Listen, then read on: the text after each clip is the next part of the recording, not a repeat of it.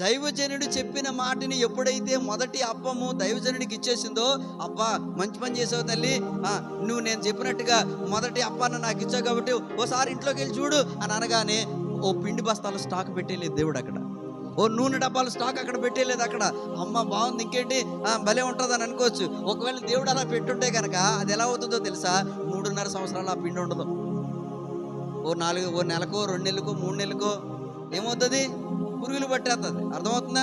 నిలవైపోతుంది. కానీ దేవుడు అలా ఇవ్వలా, ఏ రోజుకి ఆ రోజు తాజా. ఈరోజు తొట్టిలో చేయబడితే పిండి తగిలింది, అయిపోయింది, చక్కగా చేసింది. ముగ్గురు కూడా, ఆమె కుమారుడు దైవజనుడు, ముగ్గురు కూడా తృప్తిగా తిన్నారు.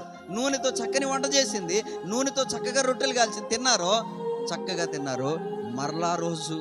మరలా రోజు చేయబడితే మరలా పిండి తగిలింది, మరలా నూనె డబ్బా దగ్గరికి వెళ్తే, ఆ బుడ్డి దగ్గరికి వెళ్తే మరలా నూనె ఉంది.